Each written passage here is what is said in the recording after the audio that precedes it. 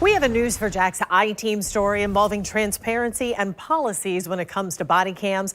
The pledge by the sheriff's office to be transparent under Sheriff TK Waters is being challenged by a local mom who still wants answers in her son's death. Tomorrow will be 3 years since Reginald Boston was shot and killed by police. According to the sheriff's office, Boston was involved in an armed robbery that led to an undercover SWAT investigation. The incident report says before he was killed, Boston pointed a gun at police. The shooting was not captured on any body camera because one of the officers was instructed to turn his camera off so the light on the camera would not give away their position. News for Jack's I-Team investigator Marilyn Parker joining us live. Marilyn, you went through all the department's body-worn camera policies, including what they say about deactivating the devices. That's right. And none of the policies mention anything about a light on the camera being deactivated or as a reason for them to turn the camera off.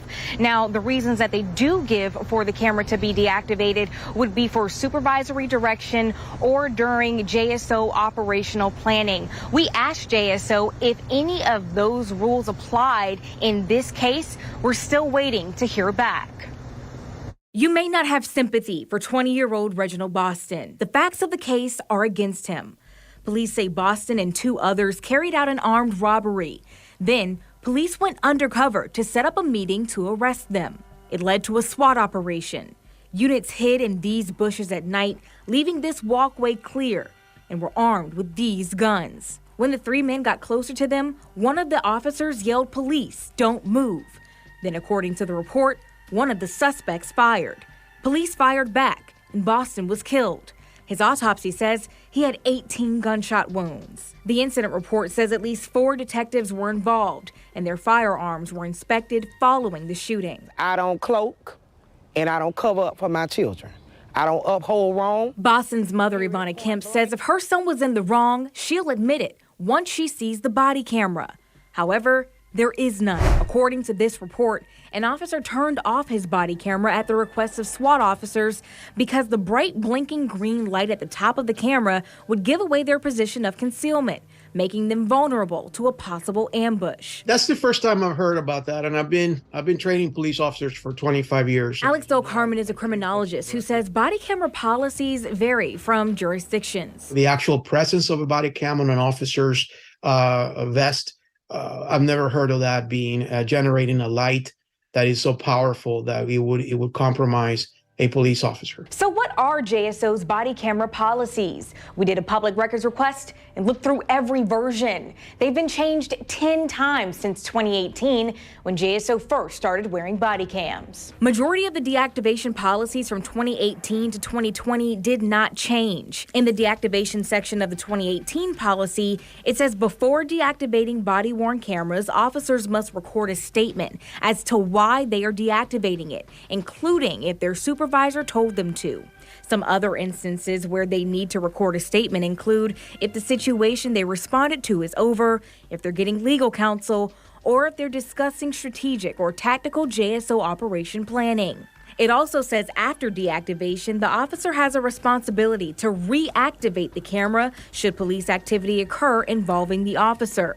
None of these policies mention anything about a light on the body camera or deactivating it so the light doesn't interfere with their response. In December, the News for Jack's I-Team started asking JSO questions about this case. We had a few email exchanges over 3 weeks. We learned JSO uses Axon Body 2 model cameras. But these 2 key questions weren't answered by the time this story aired. The first, were any of the body-worn camera policies broken in this case, and was anyone disciplined? Second, is the department considering a different model of body-worn cameras since the light on the current one, according to at least one SWAT officer, could put JSO officers at risk? They should not be able to turn it off, period. Here we are, 3 years later, and Kemp says she won't stop asking questions. I'm finna knock on some doors. I'm turning over every rock. I'm not going into the next year without knowing what happened to my son. Body-worn cameras can be used to confirm or dispute crimes of officers and what they saw.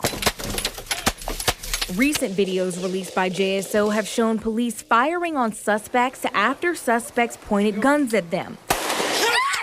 Earlier this month, a JSO officer was arrested after the events on his body camera didn't match what the officer wrote in his report. Here's what Sheriff T.K. Waters said about that incident. Apparently, he just didn't want to tell the truth at that point. We never relish in arresting an employee of this agency. However, our collective belief in openness, transparency, and accountability trumps any personal allegiance. We are a society of laws, and no one is above the law. I don't trust them. Someone outside of Jacksonville Sheriff Office should be able to investigate officer-involved shootings. As for Boston's case, ultimately, the state attorney's office found the police shooting justifiable. Questions still loom about this officer being instructed to turn off his camera. Criminologists stress the importance of clear body-worn camera policies. Every police exchange and interaction, with very few exceptions, should be subject to that footage being captured, and police officers should be punished for violating policy if, in fact, that body cam has been intentionally turned off, especially where somebody could be hurt or it could lead to somebody's death. Kemp looks for clarity in these evidence boxes, but can't look for too long. The bag represents his blood. And people might not understand what I'm saying, but the blood, it has a voice. When the truth come out, I'm gonna open them up.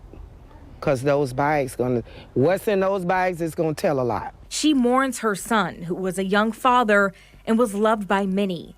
She prays no one else has to live the way she does without her son and without answers.